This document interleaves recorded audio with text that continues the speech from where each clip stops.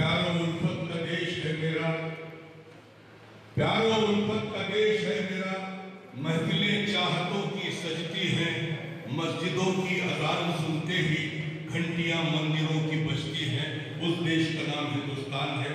अपने फंड से चंदगिरी में लाइब्रेरी बनाने के लिए उन्होंने 5 लाख रुपए हमें, उनकी उर्दू की मोहब्बत है जो चंदगिरी जैसे गांव में